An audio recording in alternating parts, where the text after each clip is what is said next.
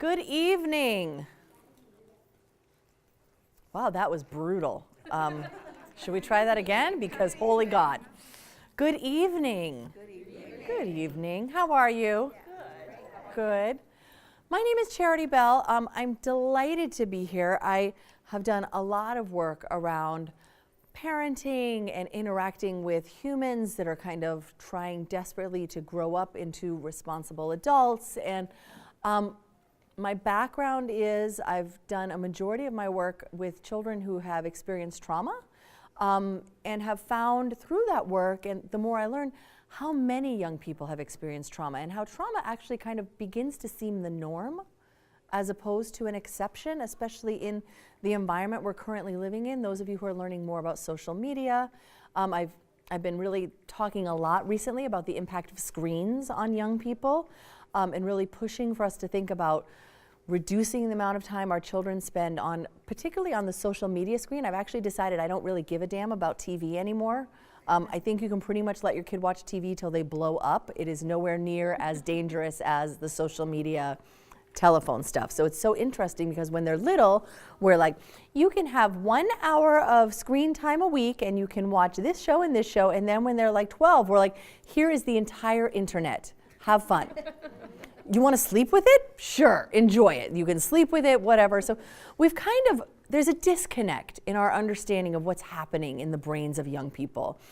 And for whatever reason, we tend to think that they are much older, much faster than they actually are. So we change our expectations and we change the amount of support and oversight we give them. And so that's a little bit about what I want to talk about tonight. I personally, I've been a foster parent for about 19 years. We've had about 150 kids in our home over the past 19 years. I have an 8-year-old boy, and I work for the Department of Mental Health. Previous to that, I was the director of training for the Boys and Girls Clubs of Boston. And I've really spent the majority of my time working in fields with young people, and young people who've experienced trauma specifically.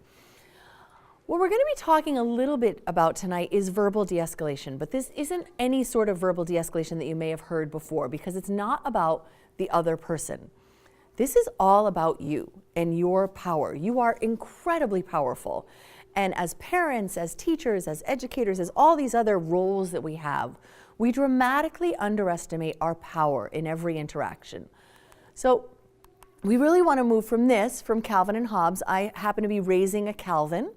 I have an 8-year-old boy who is very inventive and very intense and all those other things. And so I try to go from this to this all the time.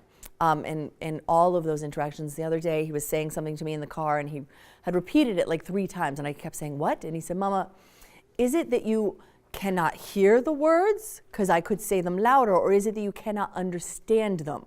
Because then I will use different words, because when you get old, your ears stop working and your brain stops working. So I just want to know which one is happening. And it turns out that I could not hear him. And then when he finally made his words clear, they were about Minecraft. So I also could not understand him. So it was both, which is always fun. I want to thank you for being here. It really speaks a lot that you're here. Just the fact that you're here and you're interested and you want to think about this and talk about this, you're doing fine. You're doing great, as a matter of fact. So I want to kind of lead with that and end with it and have it about 9 times in the middle. Thank you so much for your work. You are raising young people that are going to make this world better just by virtue of the fact that this is the way you're thinking about raising them. So thank you. You, yes you. You are amazing just at being you. We talked in the session earlier about this idea that you deserve to be happy about 90% of the time. And if you're not happy about 90% of the time, you need to change something that's happening in your life. That this is it. This is life, and you get one of them. And I really want you to enjoy it. And part of that enjoyment is the way that we interact with others. So often children are punished for being human. They're not allowed to be grumpy. They're not allowed to have bad days. They're not allowed to be disrespectful or have bad attitudes. And yet we adults have them all the time. None of us are perfect. We must start holding our children to higher standards of perfection than we can attain ourselves. We do this all the time. We have these relentlessly high expectations of young people who have nowhere near the ability to care for themselves, to remove themselves from situations, to just not do things. You know, the number of times that, you push your kid to go to soccer or go to football or go to whatever, and you would be like, I'm not going to that. I'm all set. It's Saturday morning. I don't want to do that. So really thinking about this idea that they're human first. And they're supposed to be flawed.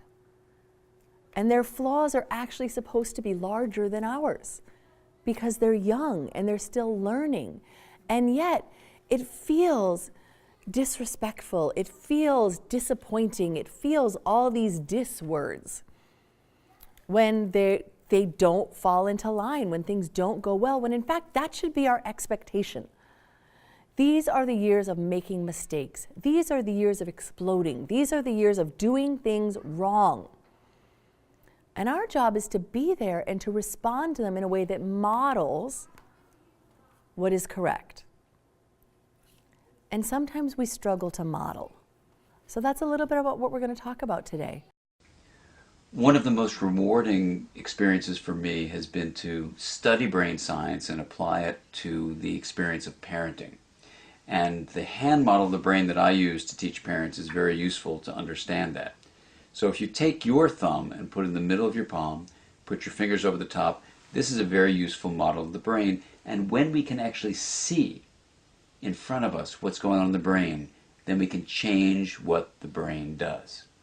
So let me walk you through very basically what happens in this brain and the structures in it. And it goes like this.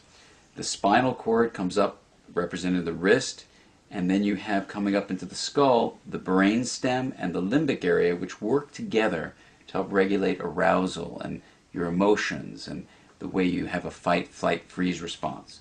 These are below the cortex, the limbic and brainstem areas, and the cortex is this higher part of the brain that allows us to perceive the outside world, to think and reason. And this frontmost part of the brain, right behind your forehead, so the person's oriented like this, is actually the part that regulates the subcortical, limbic, and brainstem areas. This regulation is very important because sometimes we can have all sorts of things happen in our life. We're tired, we're exhausted, someone pushes a particular emotional button, and we can flip our lids.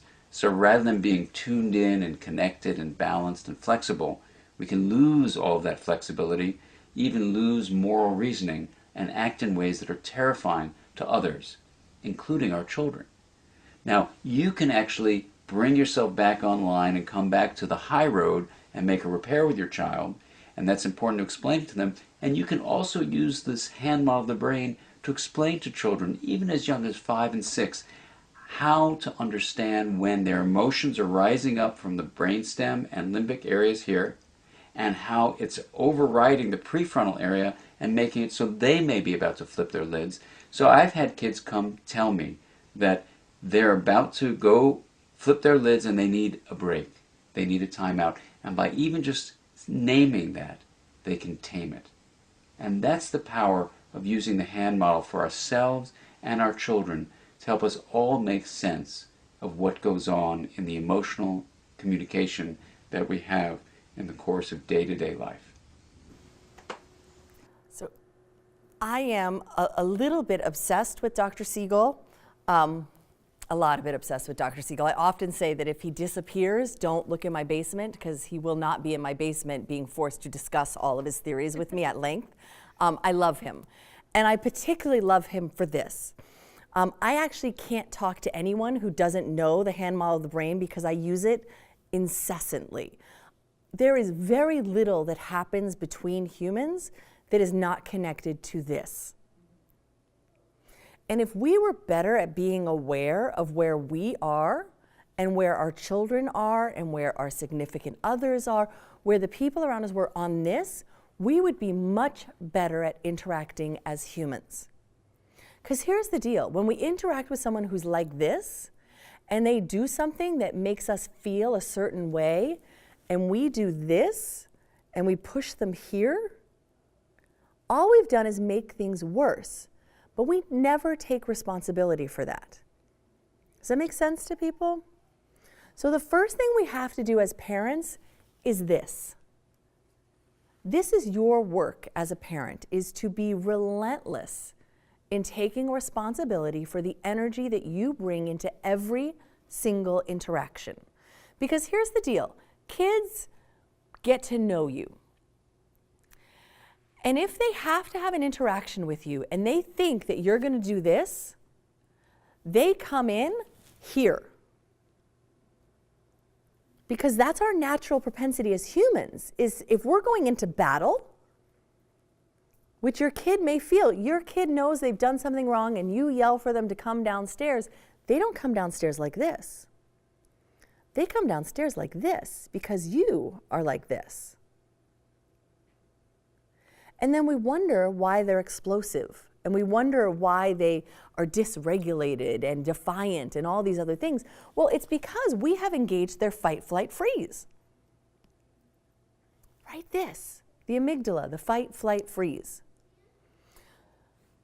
So you call your kid downstairs and you're like, Jason, come downstairs right now. They know you're not calling them downstairs to give them a cookie.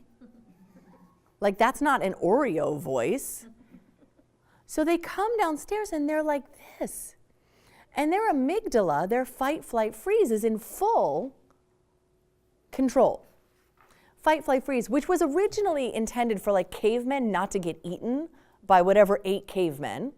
But now we have it triggered constantly by traffic and tests and people who leave dishes in the sink and the person in front of you that has 16 items in the 10 or less lane and you're like flat out like this. And you're releasing chemicals and hormones that were actually created to save you if some sort of like animal in prehistoric times ripped your arm off. This response was so that you didn't have, so it pulls the blood back from your fingers so your arm doesn't bleed as much when it gets ripped off. And we use it because of traffic. Or because the lady with the 12 items or 16 items and 12, and then she writes a check. And you're full on like this, and you tell everybody you know, and you tell someone, oh my God, the lady in front of me in line at Hannaford's, she had 16 items, and then she pulled out a check, and they go like this. It's ridiculous. We are. But anyway, your teenager comes downstairs, and they're like this. Their fight, flight, freeze is fully engaged. They're releasing cortisol and adrenaline. They're stopping digestion. They're pulling blood supply back from their fingers in case you chop them off, which obviously you're not going to do, but the brain does not know that. And then they get in front of you, and they have three options. Fight, flight, freeze. So you could say, Jason, and they could run. That's not going to work. Like, they probably have to come back. Their stuff is all there.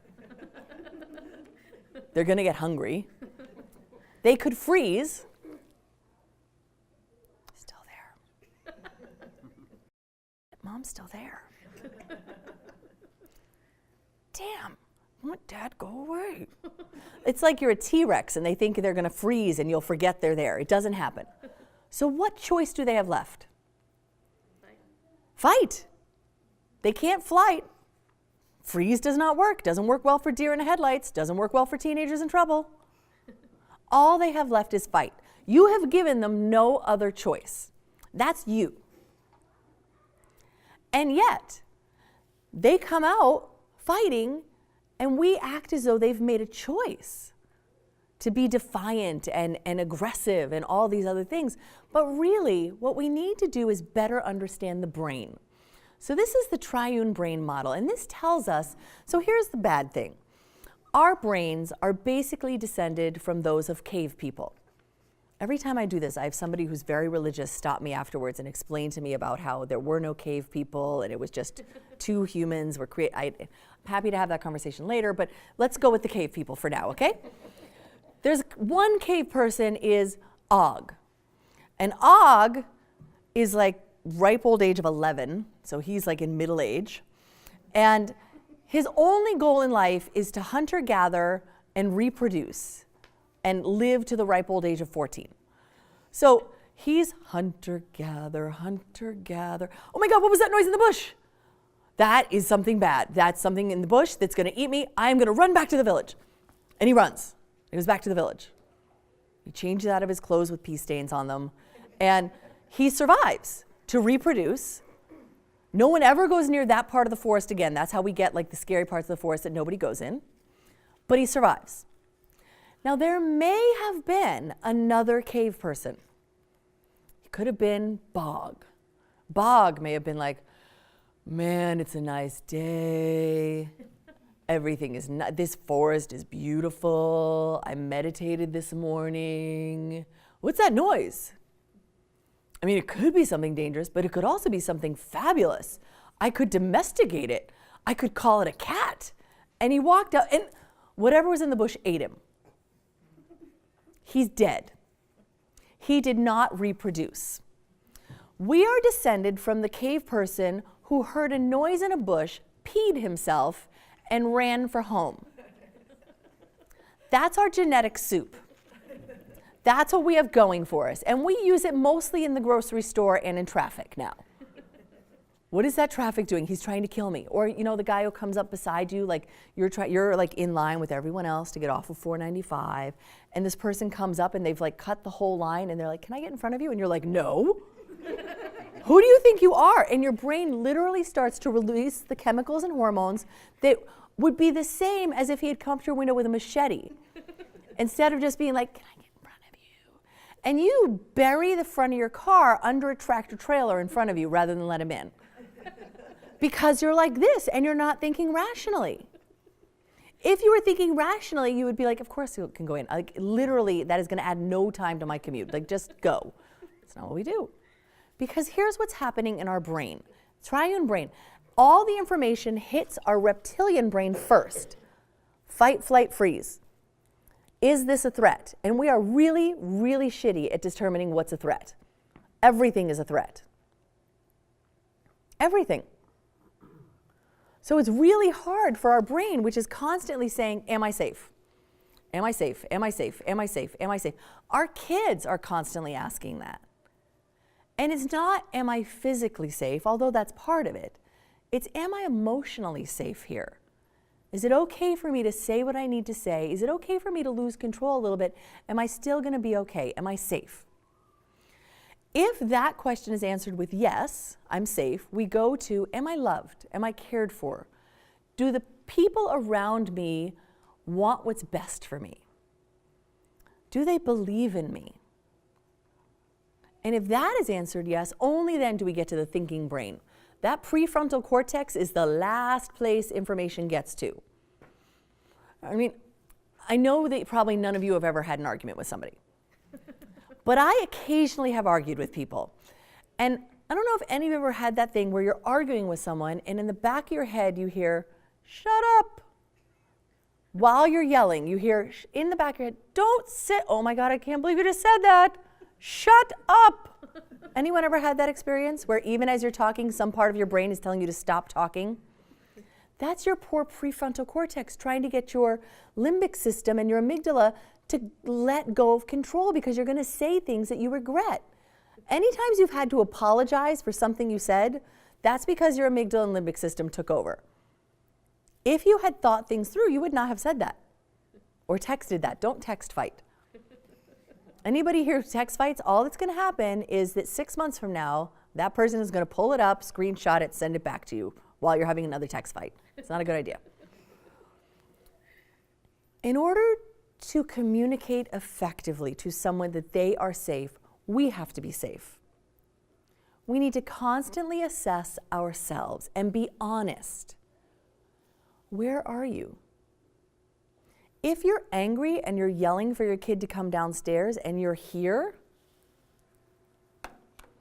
and they come downstairs and they're here, that's two of these going together. That has never worked well in the history of time. There is no situation in which any parent has said, I am so glad I lost my mind on that kid. That was really effective. I feel like that was a real learning moment for them. Like when I started spitting while I was screaming, that was the turning point. I mean, that's when he really decided to change his behavior. It's never happened. We've never been in a fight with someone and we're screaming at each other. And the person we're screaming at says, stop, wait. Oh my God, you're completely right. You have completely convinced me of that has never happened and it will never happen in the history of anything, because this plus this does not equal learning, ever. Ever. People's behavior makes no sense from our perspective. So here's what I want you to know.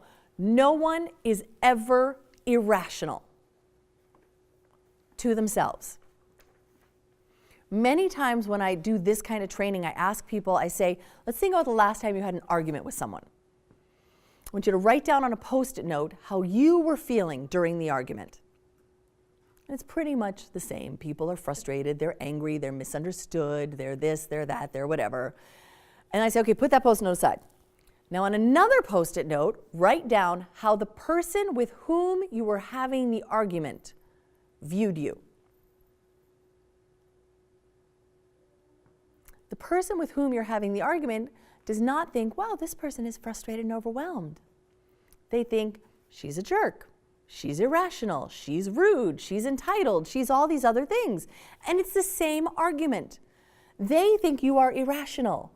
Have you ever been in an argument and thought to yourself, I'm irrational? No, you are completely right. Every time you're in an argument. We think, why did they freak out? Why did they go crazy? Why did they blow her top? Why did she fly off the handle? Why did she go ballistics? We think about our kids all the time. I don't understand. Why did he crack up, flip his lid, go berserk, go haywire, hit the ceiling, whatever? We do not think, wow, this young person is acting in a way that feels appropriate to them given their current stress level, perception of the situation, and their ability to manage emotion. We never think that. But that is absolutely the case every single time. We label it freaking out, which only makes them angrier. When you're in an argument with someone and they say, you know what, you're really making a big deal out of nothing. Have you ever gone, oh, you're right. Boom. Poof. My husband is a Taoist. And when we first met, I would get very angry and I would start to say, you make me feel. And he would say, actually, I don't make you feel anything. You choose your feelings. And I would go, kablam! That's the most irresponsible, rah, rah, rah. But it's true. We make decisions about how we're going to interpret what happens around us. And we can either say that our teenager is rude, irresponsible, thoughtless, pick it, disrespectful, goes on and on and on. Or we can say, wow, they're really struggling with emotions that are much bigger than their brain is able to process. Does that feel different? Why? What's different about it?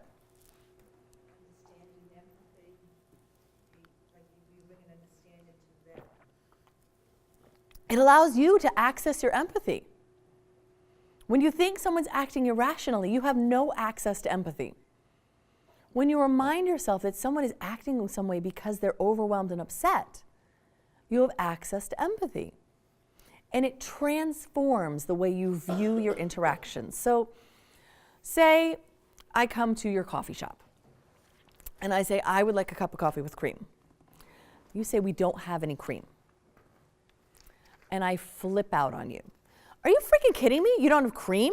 Like, it's a coffee shop.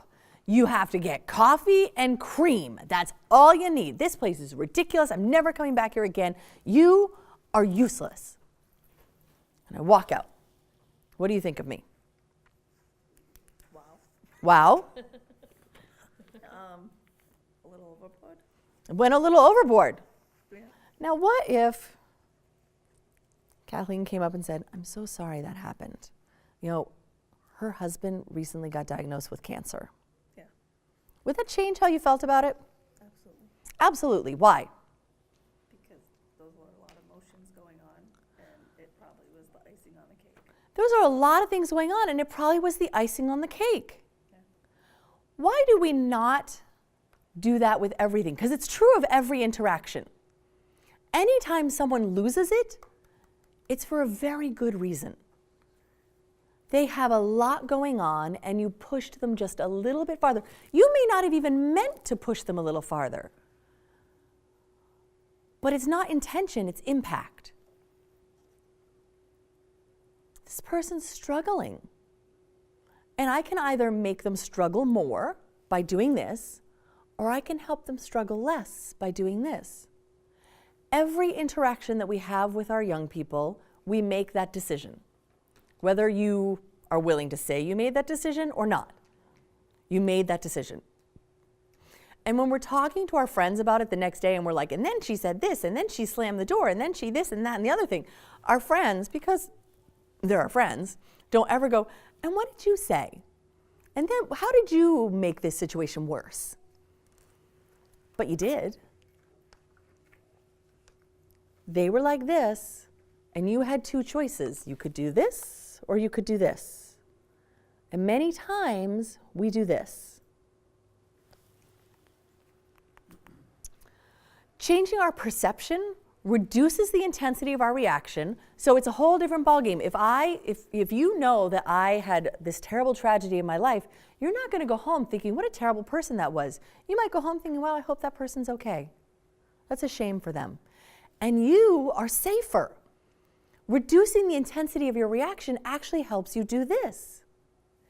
And it increases our access to empathy and thoughtful responses. When you are like this, you are not thinking. Your prefrontal cortex, you might as well have just cut it off and thrown it away. There are no good decisions being made then. When you are freaking out, that's never the time when you came up with the best idea ever. When you're freaking out, you actually come up with the worst ideas ever, and then you decide to play them out. What the hell? Let's go with that one. 2 days later, you're like, what was I thinking? And you weren't.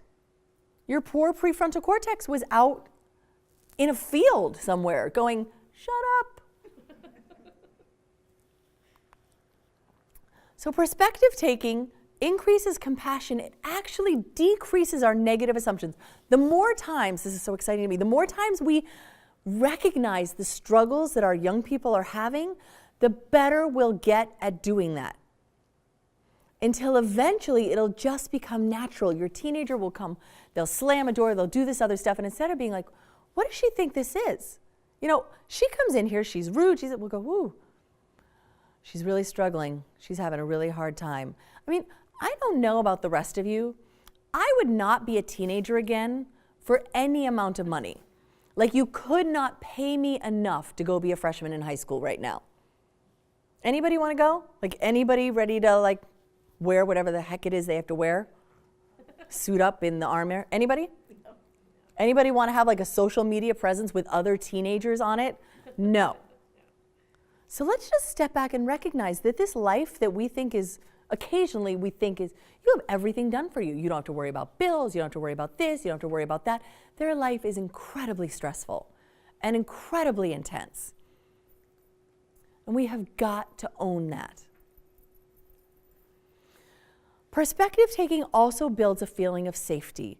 If you stay calm, you almost lend them some of your calmness. If you freak out, it just reinforces to them that the situation has gone to hell in a handbasket. Everyone is freaking out.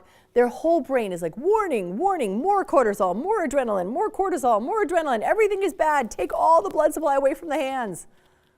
Don't digest anything. That's why when you get upset, your stomach feels kind of sick. And your hands get cold and all those other things. Actual stuff is happening to your body because you are yelling about math homework. Really? Like, we're going to use the response system created by nature to save us when our arms get cut off over math homework? There is no way in which that can lead to anything good. And it's not our fault, because we are also human and we also do this, but we are the grown-ups. And it behooves us to really pay attention to this. 4 elements of empathy: to appreciate them as human beings.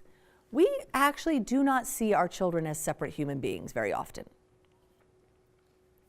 We see them in their relation to us, but we do not see them as separate human beings with an entire world that has nothing to do with us, without judgment. So they're human beings in an entire separate world, and we can't actually just say that world is stupid. Whole separate world that you are messing up. No.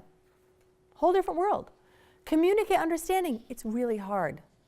I worked with a mom around reflective listening and all this other stuff. She had a teenager who was really struggling. She had a 16-year-old with whom the communication was brutal. They literally could not speak to one another. We worked on reflective listening, and her daughter had not gone to math class for a significant amount of time in the last period of the year and last part of the year, and so had to go to summer school. She came downstairs one day and she was like, it's not fair that I have to go to summer school and everyone else gets to go to the beach. And it was on the tip of the mother's tongue to say, if you had gone to class, you wouldn't have to go to summer school. And we were kind of taught as parents that natural consequences are important, and reminding kids of the consequences of their actions is important. So we say, well, if you had gone to class, you wouldn't have to go to summer school. Has there ever been a situation in which the child involved in that conversation has gone, really? I had no idea. Thank you for making that clear to me. So if I had gone to class, I would not, I literally had no idea why I was going to summer school. Thank you for clarifying that. That has never happened. All that does is take someone who is already feeling ashamed and already feeling humiliated and already feeling frustrated and go like this. So she would do this in the nicest possible voice. She would say, well, I don't raise my voice and I don't say it in a mean tone. It doesn't matter. My mother used to say, it doesn't matter what you say. What matters is what people hear. And I used to say, that's bullshit, Mom. But here we are. And now I'm saying it doesn't matter what you say. What matters is what people hear. Especially with teenagers who appear to be listening to a whole different language. They're having whole other conversations for which you are not present, and yet you have apparently said some very offensive things. So instead of illustrating the natural consequences, she said, it must be awful that you have to go to school and everyone else is having fun. I'm so sorry. And her daughter started to cry and actually came downstairs and gave her a hug and was like, I'm so sorry that I did this. I my life. And you have to recognize how catastrophic the thinking of young people is. And so she was able to say, honey, you didn't mess up your life. Like, you messed up sophomore year math. It's fine. We'll fix it. And they were able to talk. Now, it's not magical. They're not like best friends now going and getting pedicures together. But they did have that moment of interaction that showed her that if you do this, and you're really aware of what your impact is on other people, because impact matters, not intention, you can say to somebody, what you said really offended me. And I can be like, well, I didn't mean to. You're not going to be like, oh, okay, I'm not offended anymore. It's not how it works. I wish it was. It'd be easier. Understand feelings, not actions, feelings. How is this person in front of me feeling? Not what are they doing, not are they slamming doors, are they doing, how are they feeling? And most of the time, I will tell you that I think young people are feeling overwhelmed and out of control. And that is a terrifying feeling. I don't know if you remember when they were younger and they had tantrums. And we would talk about tantrums and how terrifying it is to lose control. If you've ever lost control of your emotions, like completely lost control, you know how terrifying that is. That is basically being a teenager. Constantly being on the edge of losing it. And seeing their world, see what it's like to be them. Not just the part that you see that's like, you get to do whatever you want and you don't have to worry about this, that, and the other thing, but what it's actually like to be them. I say either agree with me or take a hike. I'm right, period. End of discussion. Is that working well for anyone as a parenting style? I'm just wondering. I mean, I have an 8-year-old, so I'm just wondering whether that's one I should grab onto. It doesn't, because the whole goal of teenagers, like the whole way they're wired, is to leave the tribe and go find other mates and increase their genetic diversity. They are supposed to be trying new things. They are supposed to be having new experiences. That's the whole thing. They actually are driven by the chemicals and hormones in their brain to seek out new and somewhat frightening experiences. It feels great to them taking risks.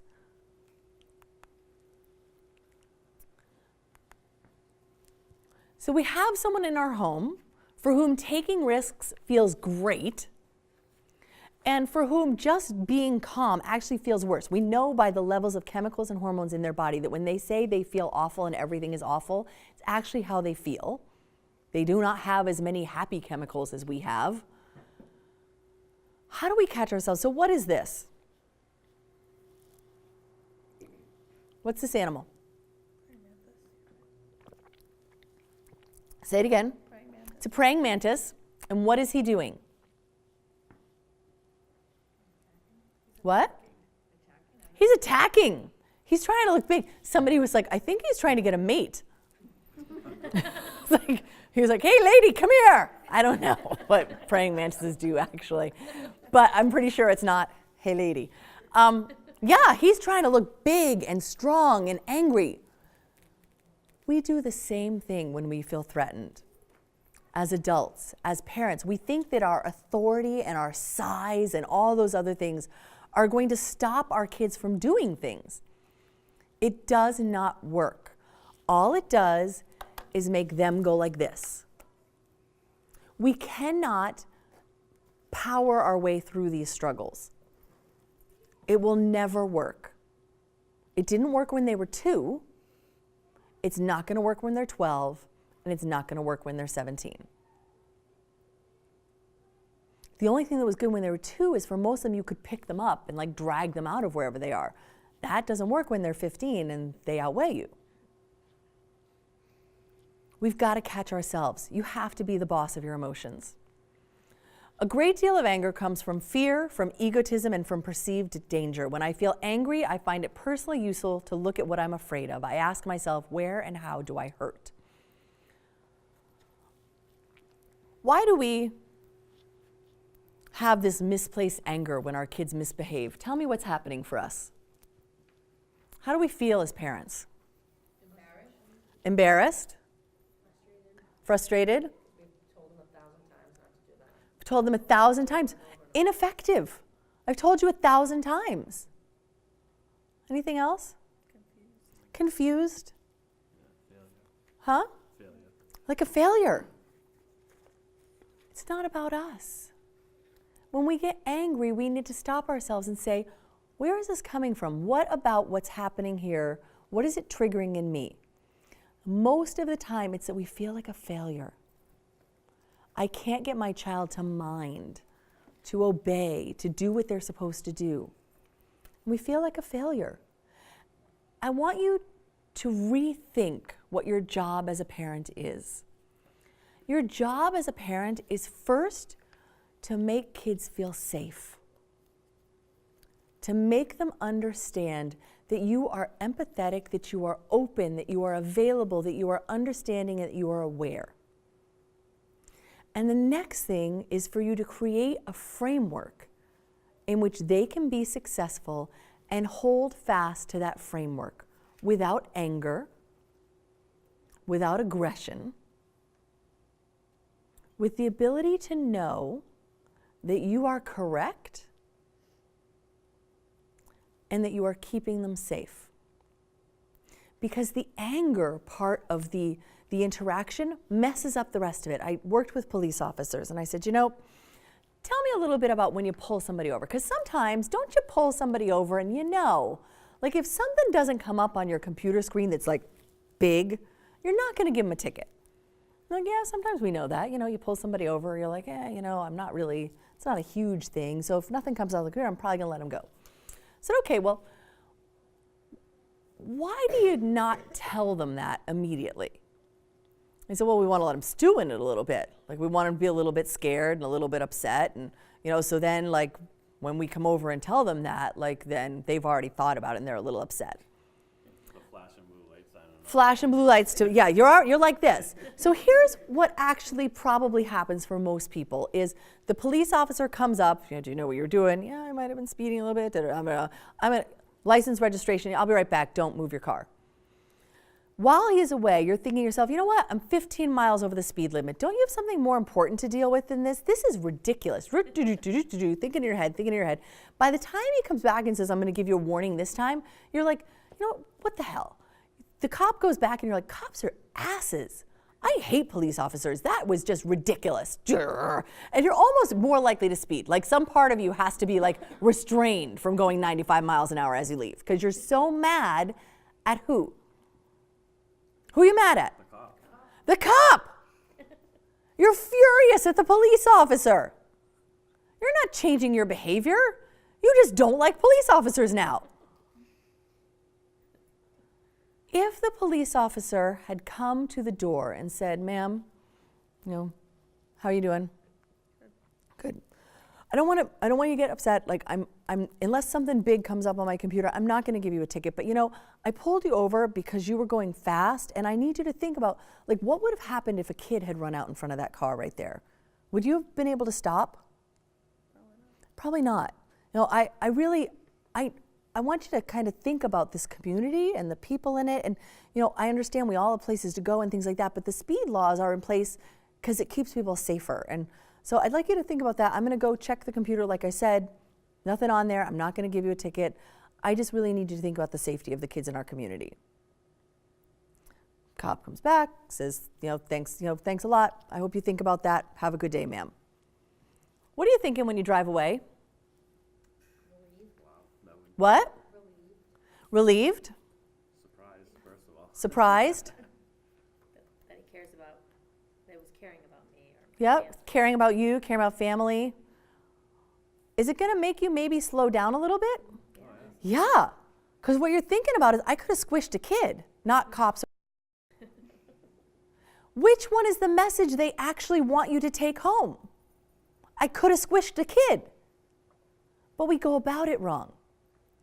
You do the same thing all the time.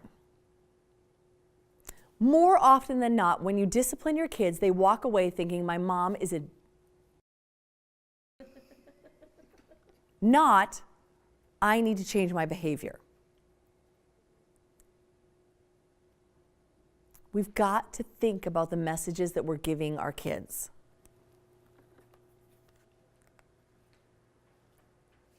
Always pause and remember that people who are in the most need of love will sometimes ask for it in the most unloving ways. That is brutal, but it is incredibly true. I began noticing that when my son would lose it and kick and be angry and all those other things, when I said, you need to stop, you need to calm down, you need to stop kicking the wall, he would kick the wall more violently, more intensely, and yell more. When I walked up to him and said, buddy, you're having such a hard time. I'm so sorry. Come here. You want to sit with Mama? No, well, Mama's going to sit here. I'm here. I'm ready if you want to sit with me. He would calm down. Well, not calm down. He would start to cry instead of be angry. And he would eventually come and sit. He needed love. He needed affection. He needed safety, not me yelling. That girl standing on the steps at 16 years old watching her friends go to the beach while she's going to school. And let's not forget, so here's what we do. We think, well, it's just going to the beach. It's not going to the beach. What is it? What? Being part of a group. What else? What? Social acceptance? Yeah, it's a big thing. Stuff is happening. She's not there. She's being pushed out of the group. People could be talking about her. Anything could be happening. That's why she's like this, not because she really needs to feel sand and water on her feet. People who need most, love most, often ask for it in the most unloving of ways. So when kids say you don't understand, it's because you don't. You just don't understand. And you're like, I do too understand. I was a kid once. Well, how many people here have given birth? Much like giving birth, your teenage years are in some ways whitewashed by the passage of time. So you remember that they were unpleasant. You remember labor pains were unpleasant, but you do not own the full velocity of that anymore. Otherwise, we would never procreate more than once. We would not. Teenagehood is the same. It's kind of whitewashed for us. And I will tell you, it's a lot worse being a teenager now than it was then. So you don't understand. So just own that. You're right, I don't understand. Emotions, I love this. Emotional input that rings like a gong for teenagers and like a chime for everybody else. So you're like, so you don't go to the beach. And they're like, I'm not going to the beach. Anything could happen. So-and-so is going to get closer to so-and-so, and this is going to happen here, and all this other stuff. It's much more intense for them. And it's not fair for you to say, well, this is what it feels like for me, so this must be what it feels like for you. And that's what we do. It's not that big a deal. How many times have you said it's not a big deal? You're making a big deal out of nothing. That is not for you to say. You don't get to decide what is a big deal for another human being. I could say to you, I'm hungry. No, you're not. What? Like, you don't get to tell me like what is happening in my body, but we do it all the time. This is horrible. No, it's not. It's not a big deal. You don't get to decide. I'm hungry. No, you're not. You're not hungry. I'm sorry. I feel little hungry pains in my belly. Nope, that's not real.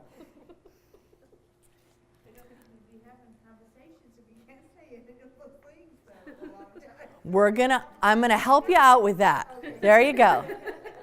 Young people often also have concerns about their own mental health because they are so flooded. Their brain is actually different than ours. So it's not just hormones. Oh, it's just hormones. That's like the meanest thing you can say to somebody. It's not true. There are actual changes happening in the brain that make it more difficult for them to interact. So often young people are concerned about their own mental health. They lose it around things and they're like, oh my God, I can't control myself. I'm so upset about this. I can't stop checking my email. I can't do all these other things. And their support system is also nutbag crazy. All of their friends are going through the same thing.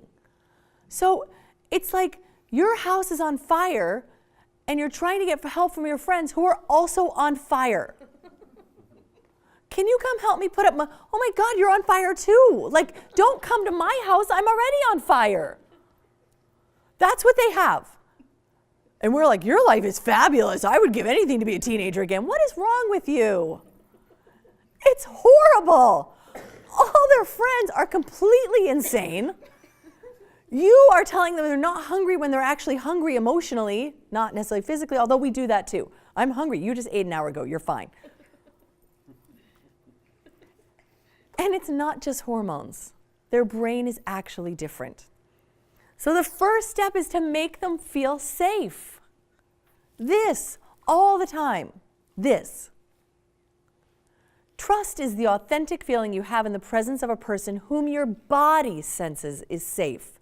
That good feeling, it's that good feeling that stimulates oxytocin, and oxytocin is good. Do any of you have, I hope you do, people in your life who make you feel safe? What does it feel like to be around them? Comfortable? What? Relaxing. What else? Reassured. Understood. Not judged, maybe. Safe. Which we can say again, feeling safe is extraordinary. Especially when you don't feel safe so much of the time. And our young people spend way too much of their life doing this. And again, social media is from hell. It is from hell. Now, I grew up, when I was growing up, I had a friend whose father, granted, he was a little nuts, but at 8:30 at night, he was a police officer, and he would go to bed at like 8:30 because he went to work at like 4 in the morning. And at 8:30 at night, whoever was in his house was staying for the night, and he would take the phone off the wall and take it to bed with him. And we would be like, he'd be like, you don't need to call anybody. It was how he stopped prank phone calls and all this other stuff. And no one needs to call you after 8:30. No one's calling me. We'd be like, well, what if there's an emergency? And he'd be like, I'm a cop. If there's an emergency, you should knock on my door. Okay, like that was. So the nice thing about that, we all thought he was insane and nobody wanted to sleep over our house, was that we were absolutely safe from the outside world. Once that phone went in his room, it was just us. We could hang out, we could watch TV, we could be in our pajamas. It was just us. That is never the case for young people anymore. Never. There is never a time when they are not concerned that people are talking about them, that someone's posting a picture of them that's not, that's not flattering. Someone's saying mean things about them. No one's liking the picture that they post. If they post something and it doesn't get likes immediately, they take it down. They cannot stand to have something out there that people did not like. This is damaging to their brains. They wake up during the night to check their Instagram. Well, why do you do that? So I was at a response to a suicide in a community, and I said, so how did you find out? And they said, well, I checked my Instagram at 2 a.m. and I saw rest in peace. And I thought, wow. And I said, well, tell me more about that. Why do you check your Instagram? Well, you don't know what people are saying about you. If someone's saying something about you and you don't know about it, it could go on all night. So you got to check. What does that do to somebody's brain if they're waking up multiple times a night like this to check? What? You're constantly on the defense. You may as well I don't know what eats people regularly. I don't know, a hippo or something. I hear they're really dangerous. I don't know, it doesn't seem dangerous. They look so cute and sweet, but yet I think they eat a lot of people, actually, hippos. I don't know, it doesn't seem really dangerous. A hungry bobcat, that seems scarier, in their bedroom and coat them in bacon sauce. That is what it must feel like for them. Is that really something you would do as a parent? We got to rethink the access we give these young people to screens. No young person needs access to the internet during the night. We've got to think about that. I had a parent tell me that their child needed their cell phone because they couldn't wake up without it. And I was like, I'm going to tell you something. There are these things called alarm clocks. And for a long time before cell phones, we used them. Sometimes they're human too. Sometimes they're human. Sometimes you could get your behind out, and do it. Really, if it was the difference between my kid having to have a cell phone in his room and me getting up and waking him, I would not be like, I would like for you to damage your brain all night long so I don't have to get up. It's not going to happen. Safety decreases the fear response. Oxytocin, the chemical released when we feel safe, actually makes scary things less scary. So the more oxytocin we have in us, the more risks we can take. You want your young people to be able to take the risks that we need them to take, to learn, to grow, to try new things. I was talking earlier that youth is the time of failure. All we do is ask them to try new things and fail. You're good at this, let's try this. You're good at soccer, now let's go to travel soccer. And let's basically push you to the point where you find that you are now a failure. That's what we do. Okay, basically every kid who starts Pee-wee football pushes himself until he fails and finds out he's not going to be in the NFL. That's all childhood is. It's okay, where do you fail the least? Because that's probably where you're going to be successful. We need them to be able to take risks. So before asking a young person to take a risk or accept a defeat, what are you going to do? We've got to do this all the time. The way we handle an escalation is how people determine whether or not they are safe. If you do this, your kid, the people around you, your husband, your wife, your significant other, your dog, they assume that things are bad. That's why, especially when we flip out over stupid stuff, it's really confusing to our young people and to everybody, but especially to our young people. They don't get it. And they have a set story. So here's the deal. If they think that if I have to tell mom this, she's going to flip out, then they come downstairs already like this. They gird their loins to go into battle. That's a problem. If your young person assumes that every interaction with you is going to be a battle, all they're going to do is get better at battling. Does that make sense? All you're teaching them is that you better be a damn good warrior. They're not going to come downstairs like this because much like the praying mantis, if you come downstairs like this, you're going to get eaten. We've got to teach them that it is safe. I'm going to be like this. No matter what, I'm going to be like this. So you don't have to be like this to deal with me. Because they have a story. And if their story is, mom is going to freak out about this, or dad does this, or whatever, and you do what they expect you to do, all you do is reinforce their story. You make it real. You validate their concerns that they are not safe. No one understands them, and no one is going to take care of them except themselves.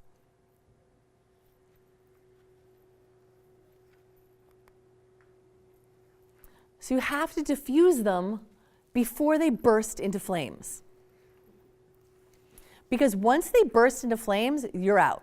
Like, you cannot talk to them, you cannot do anything, they are going to do things they regret. This is a bad state to be in. And it's really hard because young people are so close to bursting into flames all the time. They're like dry tinder, just waiting for a spark. So here's what we do. Active and reflective listening. This is a framework that is transformational. It's about listening for feelings, observing body language, being neutral, being self-aware. First, you have to be self-aware. None of the rest of this stuff matters if you're not self-aware. Reflecting. You know, you said you don't know what we're going to say. All we're going to do is say back to them what they say. You know what? It's just not fair that everyone else gets to go to the beach and I don't. It's really upsetting when other people get to do something fun and you have to do something that's not fun.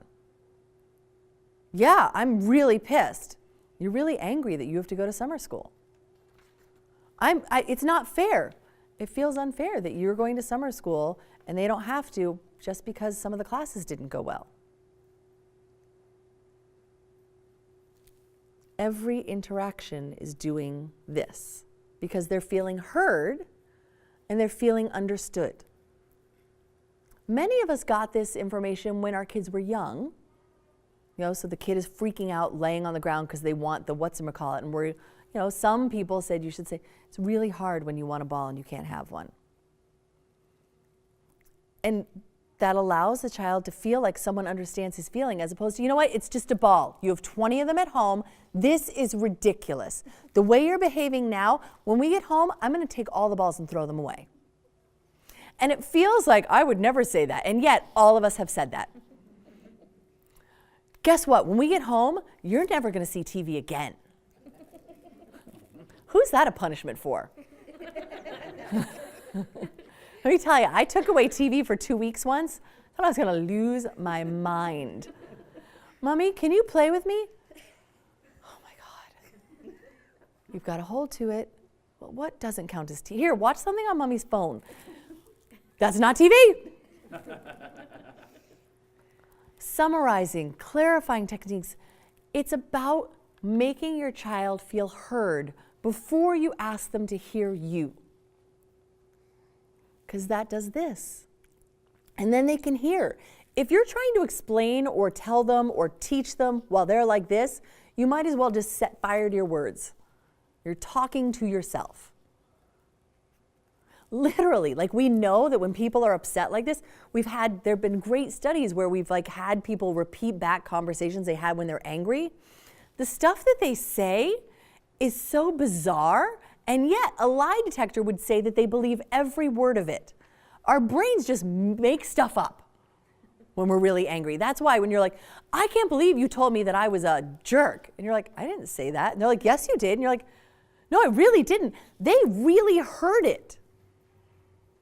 Because our brains, when they get upset, they're like, bzz, bzz, bzz, bzz, and they just add stuff in. So basic reflecting listening story. Basic reflective listening story. So a tentative opening sounds like what I hear you saying.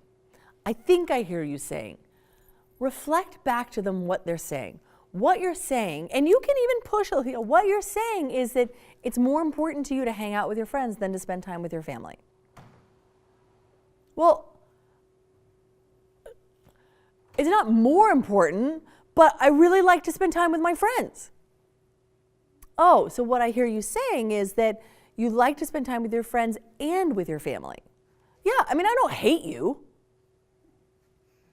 Oh, well, thanks a lot for that.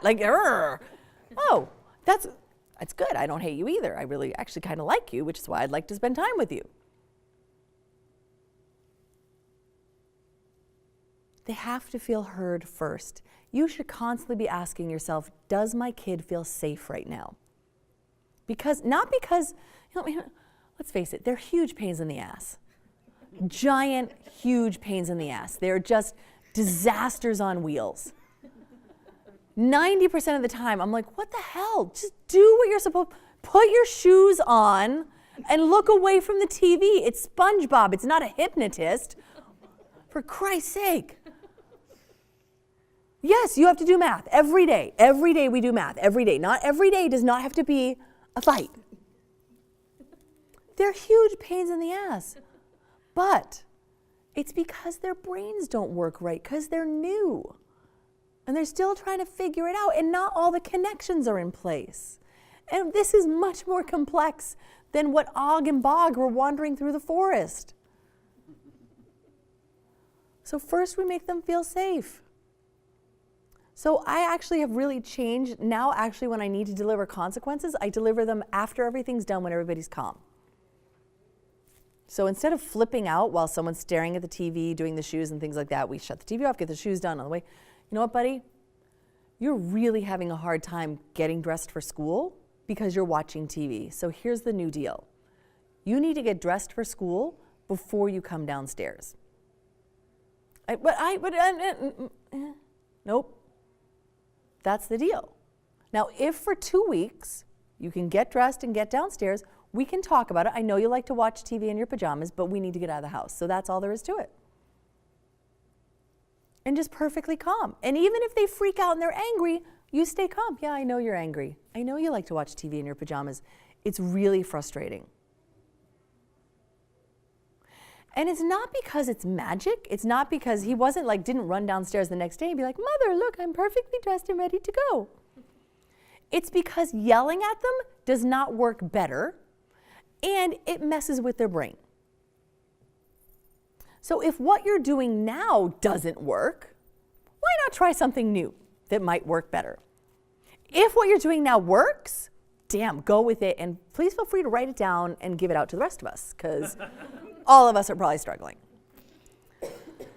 So it sounds like you feel angry when I yell at you about putting your shoes on. I do. It's not fair. It feels really unfair.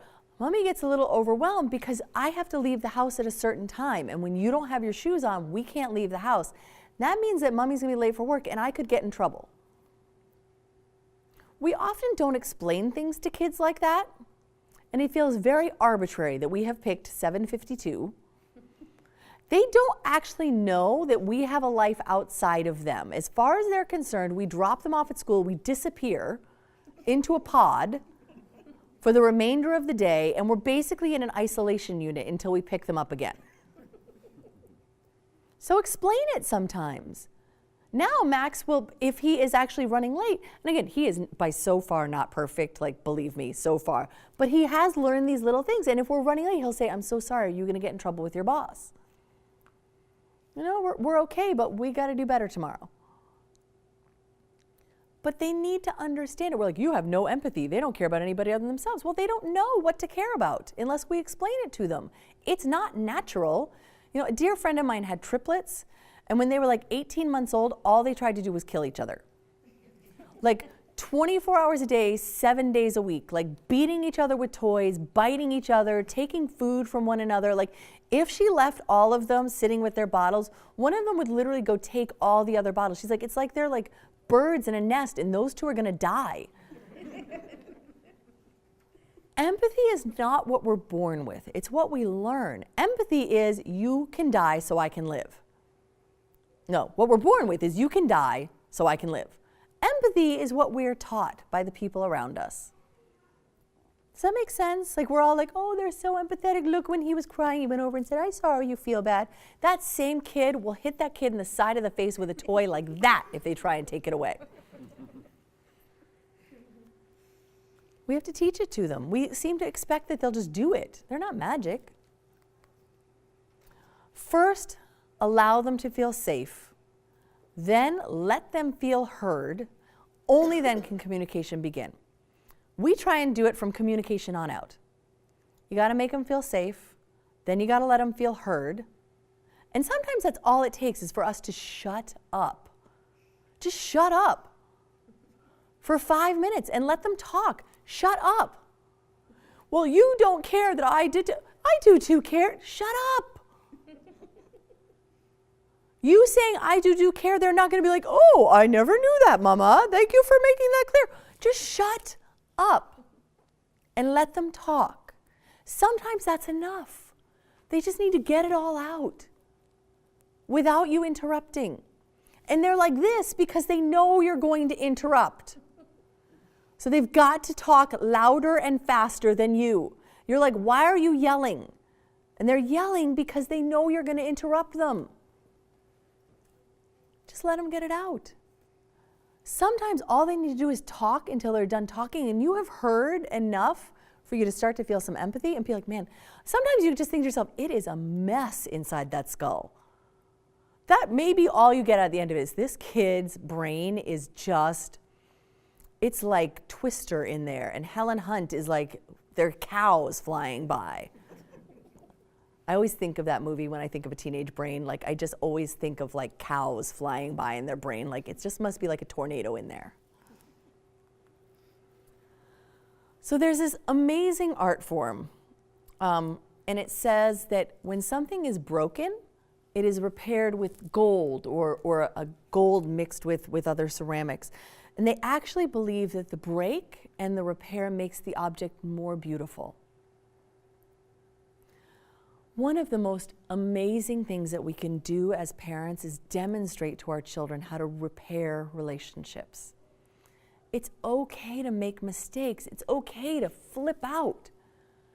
If we go back to our child and make the repair and demonstrate what it is to have humility and what it is to be compassionate and self-compassionate. The repair is often more important and more impactful than the break ever could have been. But what we do is we break. And for whatever reason, we feel like we don't have to repair.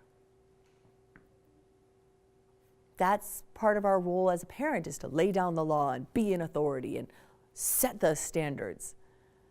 And in fact, the relationship is what matters. And I'm not saying, again, that it's going to be kumbaya and they're going to be like, Mom, I love you too. Everything is perfect together. Let's go get manicures. It's going to take time because their brain is still like cow, Twister. And that takes a long time. The teenage brain, so latency, like that period of time before they turn into teenagers, there's a reason that it's called latency. Everything's kind of calm. That's why we really like our 10-year-olds, and then we're like, what the hell happened to that kid I liked? Their brain pruning happens. Like things get cut apart in there.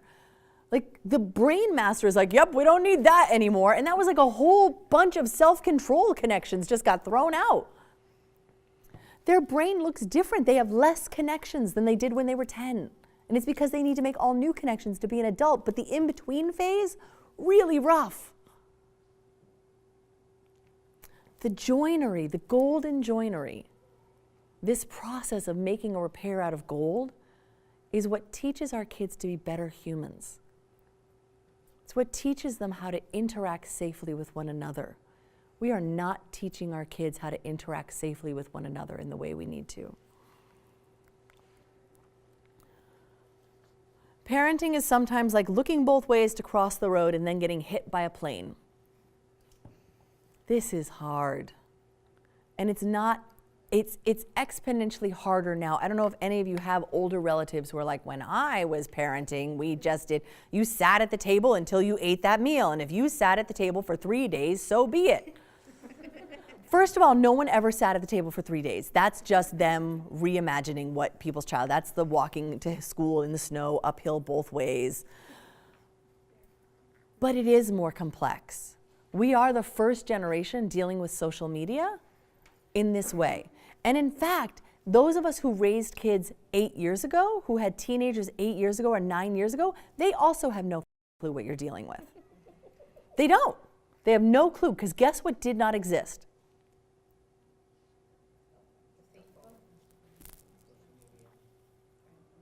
Smartphone.